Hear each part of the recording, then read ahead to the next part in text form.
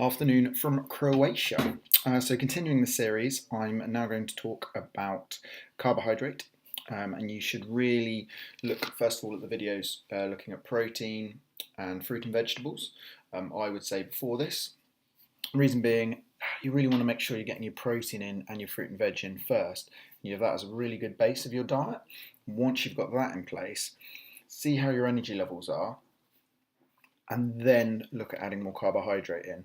1 or 2 days with slightly low energy without getting the carbohydrate in is going to be no disaster. If you do just focus on getting your protein and your carbohydrates in, if you do feel like your energy level is a bit low that day, then add in some carbohydrate as we're going to discuss. So the main symptom of not having enough carbohydrate is low energy levels.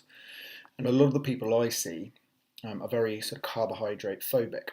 And we can all be guilty of this. I can at times as well. You look at carbohydrates, whether it be brown rice, your quinoas, etc., and rather than thinking, oh good, that's going to give me energy, we can sometimes, especially if we're carrying a little bit of extra timber, we can look at them and think, oh no, that equates more weight, it's more effort. I can just get by without carbohydrate today, and I'll just suck it up and get by on low energy levels. And some people will substitute coffee instead, which is not a good thing to do, but that will be discussed another time. So if your energy levels are low and you look at your diet, you might very well find you're not getting enough quality carbohydrate in. And the other thing you'll see if you're not getting enough carbohydrate in is you'll get cravings, because as much as we like to think we're kind of above other animals, we are an animal, and if our brain wants us to have energy, and if we're low on energy and we see a source of energy, our subconscious is just going to do the logical thing and suggest we consume that energy. The most vivid description I've had of this is when I was living in Lanzarote. I was on a really consistent pattern of having porridge with breakfast, along with sort of eggs and a load of vegetables. So I think I've shared in one other video on breakfast. But one particular day, we just ran out of porridge and I hadn't bought any. And about 11 o'clock, I'd gone to the shop, just to a food shop, and just chat with a mate, walking around.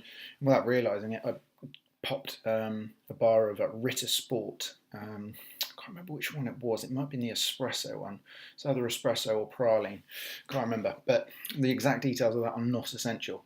The key is that I did pop it in the cart, and by the time I'd got to the car, I was 3/4 way putting down this Ritter Sport before I suddenly realised I'd mainlined well over 400 calories in chocolate and sugar and other nonsense.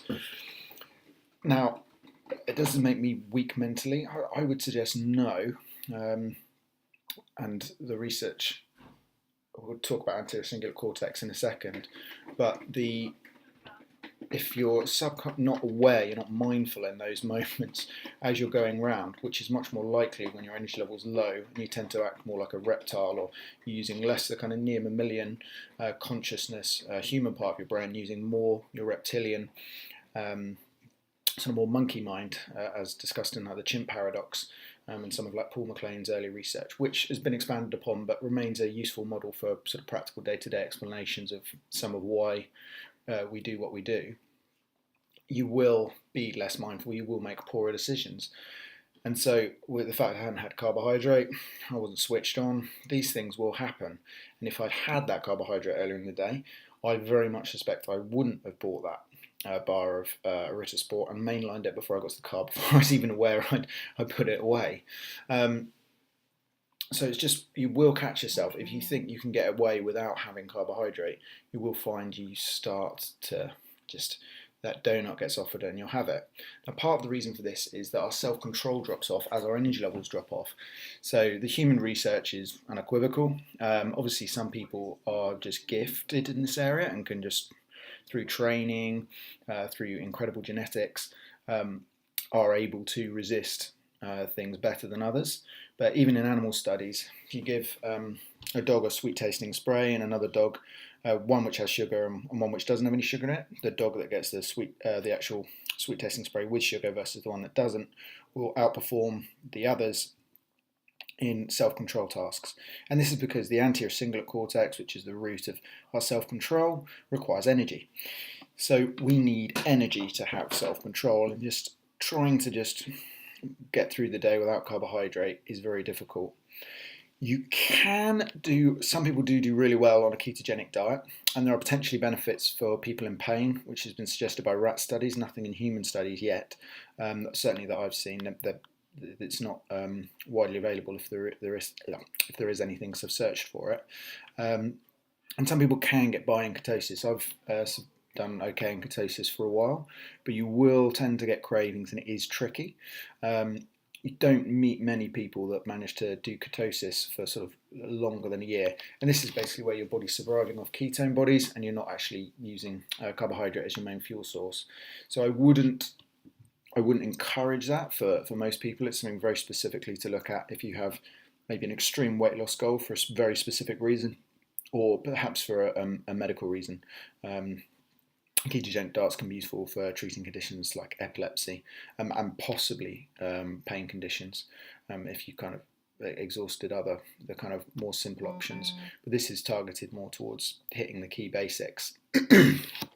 So the other thing with carbohydrate is we don't want to get too much, because although I'd encourage most people to make sure they are getting enough, the key is obviously, like with anything, you don't want to get too much. So too much carbohydrate is a great way to put on body fat, and most of us don't want extra body fat.